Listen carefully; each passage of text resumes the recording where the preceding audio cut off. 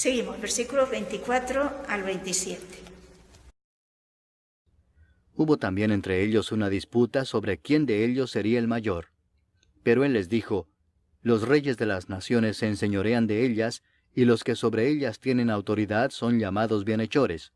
Mas no así vosotros, sino sea el mayor entre vosotros como el más joven, y el que dirige como el que sirve. Porque, ¿cuál es mayor, el que se sienta a la mesa o el que sirve? ¿No es el que se sienta a la mesa? Mas yo estoy entre vosotros como el que sirve. Fijémonos en qué situación, digámoslo así, moral, en aquel momento estaban los apóstoles. O sea, se está hablando de ese momento solemne, de una extrema manifestación de esa sensibilidad, de ese amor de Jesús hacia ellos, de esa darse, habiendo amado lo suyo, los amó hasta el extremo. ¿Y cuál es la actitud de los apóstoles? Pues empezar a discutir entre ellos quién será el más importante de todos nosotros. Es muy posible que este hecho ocurriera al comienzo de la cena, quizás discutiéndose en qué lugar se sentaba cada uno de ellos. Pero claro, había un lugar según que era más importante, pues. Y posiblemente, a raíz de esta discusión entre ellos, fuera que Jesús hace aquel gesto de lavarles los pies. Se piensa que este hecho, como digo, ocurrió al comienzo de la cena, y Jesús empieza dándoles la gran lección de cuál es la actitud que debe tener el que cree en Jesús, y más el que quiere ser su discípulo, un sacerdote, su ministro. Entonces, cuando Jesús lava los pies, y tenemos a Jesús lavando los pies a Judas y lavando los pies a Pedro. Pedro no se siente digno de que Jesús le lave los pies, pero cuando Jesús le dice: si no te lavo los pies, no tienes parte conmigo, Pedro, que era un hombre realmente brutote, pero muy humilde y que amaba mucho al Señor, le dice: pues entonces la cabeza y los pies y todo lo que quieras. Es decir, esa actitud Jesús, por lo tanto, no le dice simplemente tenéis que ser humildes, tenéis que preferiros los unos a los otros, daros. No. Es con su ejemplo, es con su vida. Cómo les dice cuál es la actitud que debe tener el que sigue a Jesús. Por lo tanto, ¿quién es el más importante entre el grupo? En aquel grupo, ciertamente, el más importante es Jesús. Pero ¿qué hace Jesús? Se pone al servicio de todos y hace un servicio que normalmente en aquella cultura, en aquella sociedad, era lo propio de los esclavos. Y Jesús, el Señor, hace ese servicio de esclavo. Por lo tanto, lo que aquí nos dice San Lucas, lo que hace es resumir la enseñanza que Jesús les da también de una manera, digamos, también simbolizada en aquel gesto de cuál debe ser la actitud. Entonces nos dice, ¿qué es la actitud que tienen los ricos, los señores, los reyes en esta sociedad? Pues son los que se hacen servir, ¿no? Son los que están sobre los demás, dominan, imperan sobre ellos, ejercen su autoridad, se imponen. Pero dice, entre vosotros no puede ser así. ¿Por qué? Porque Jesús no está con esa actitud, sino que quien quiera ser mayor tiene que ser el servidor de los demás, que es la actitud que tiene Jesús. Porque ¿quién es mayor? ¿El que está sentado a la mesa o el que sirve? No es el que está sentado a la mesa, sobre todo en aquella situación, en aquella cultura era así. Pues sin embargo yo estoy entre vosotros como el que sirve. Pero fijémonos que es muy interesante que, siendo así que esto hace muchos siglos que se dijo, nos cuesta entenderlo, Y la ambición de ser primeros, de que nos sirvan, sigue, y muchas veces sigue entre nosotros. Luego, ¿esto qué nos quiere decir? Que nos falta mucho todavía, que tenemos que convertirnos. No nos podemos conformar, aunque bueno, es que es lo que se hace, es lo que hace todo el mundo. No, es que el cristiano no puede hacer lo que hace todo el mundo. Ha de hacer lo que hace Jesús. Y Jesús nos enseña una escala de valores que no tiene nada que ver con la escala de valores que en nuestra sociedad se da. Pero si Jesús nos da esa otra escala de valores, está fuera de la sociedad, pues, está fuera de... No busca el bien de la humanidad, pues. Al revés. Yo lo que quiero es que nos demos cuenta que cuando Jesús nos enseña esta escala de valores es porque es la escala que realmente corresponde a nosotros. Es decir, es la escala que realmente nos hace bien.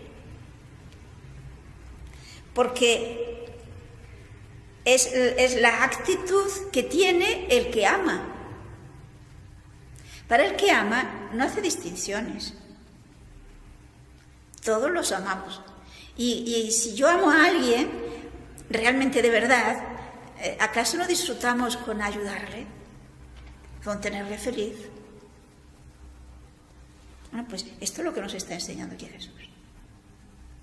Es una actitud de servicio, no de que los demás me sirvan a mí. Hay aquel texto que después dirá San Pablo, ¿qué tienes que no hayas recibido? Y si lo que tienes lo has recibido, ¿a qué te glorías? Como si no lo hubieras recibido. ¿A qué? ¿Por qué te exiges tú estar por encima de los demás? Si todos lo que tenemos lo hemos recibido y no es nuestro. Lo nuestro propio y de nadie más, ¿qué es? El pecado. Eso sí que es nuestro. ¿Y eso nos da honor? Más bien no. Y otra cosa que es nuestro, ¿qué es? La nada. La nada es nuestra. Y además la inclinación al mal. Eso sí que es nuestro. Todo lo demás son dones de Dios, que nosotros hemos aceptado, algunos de ellos, otros nos hemos encontrado, porque nos lo ha dado Dios sin preguntarnos. Pero son dones. ¿Por qué nos vamos a preferir a los demás? Pero eso que es de sentido común, si reflexionamos un poco, repugna a nuestro egoísmo que llevamos dentro como consecuencia del pecado original. Y por lo tanto, hemos de trabajar conscientemente para luchar contra ese defecto que en el fondo nos hace daño a nosotros y por supuesto también a la sociedad. Y continuemos, versículos 28 al 30. Pero vosotros sois los que habéis permanecido conmigo en mis pruebas. Yo pues os asigno un reino, como mi Padre me lo asignó a mí, para que comáis y bebáis a mi mesa en mi reino, y os sentéis en tronos juzgando a las 12 tribus de Israel. O sea, aquí, después de que los apóstoles tienen esas actitudes de rencillas, de rivalidades, fijémonos en la generosidad gratuita de Jesús. No se para en lo negativo, va a lo positivo.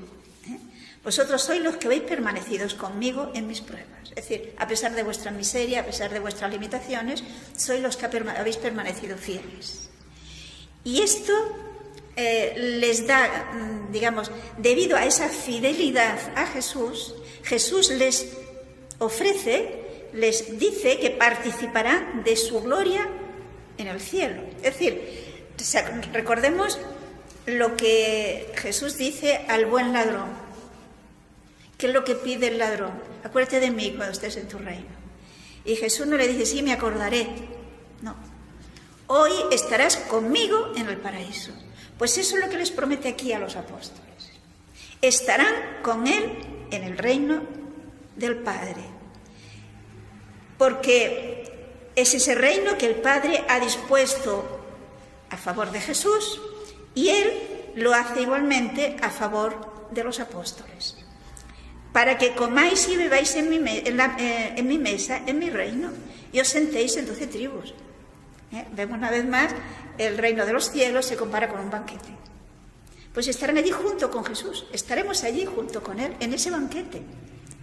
O sea, en esa felicidad plena, en esa fiesta por una eternidad. El ser jueces, el sentarse en tronos para juzgar a las 12 tribus, fijamos que el juez equivalía a decir el rey, el señor, en aquel momento, en aquella cultura, en aquella mentalidad. Por lo tanto, ellos quieren ser los primeros, sí, pero será después. Ahora toca servir. Y juntamente, por cuanto aquí les sigue, igualmente les seguirán allá. Aquí le siguen en la humildad, en el servicio a los demás, y luego participarán junto con Cristo en juzgar al mundo.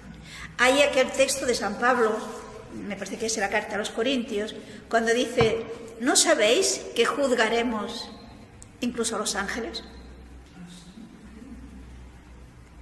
¿Y en qué sentido? Y habla en general a los cristianos. Fijemos que, de hecho, es un juzgar, podríamos decir, como enfrentando uno al otro. A ver, si alguien ha hecho una pintura que ha imitado a un gran pintor, ¿verdad? Para ver si esa pintura está bien, la comparamos. Por lo tanto, están juzgando la pintura que se ha copiado, ¿no? El modelo, enfrentado a la copia, juzga.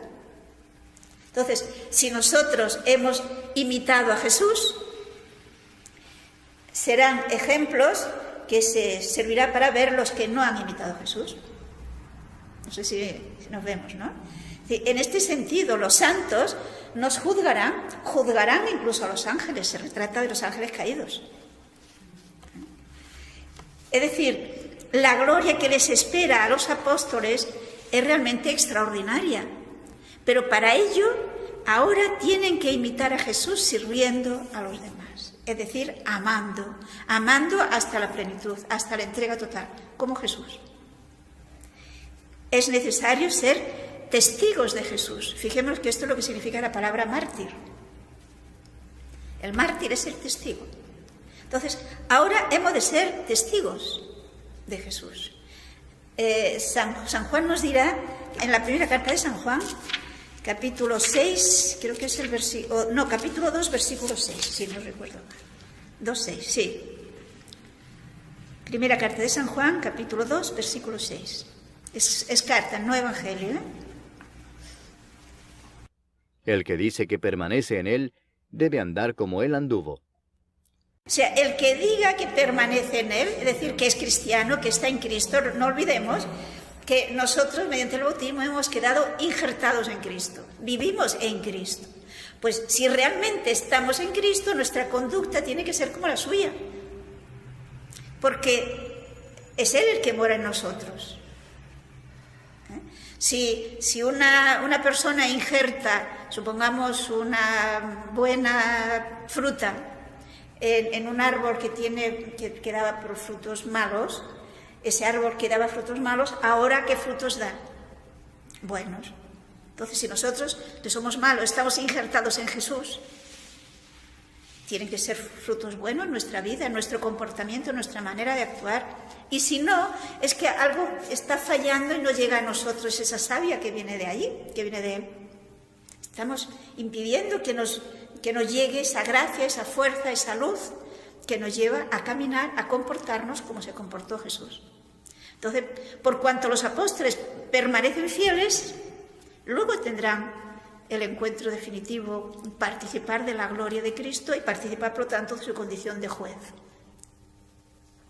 No sé si lo vemos claro. Luego Jesús nos anima a que intentemos imitarle porque Él nos va a ayudar.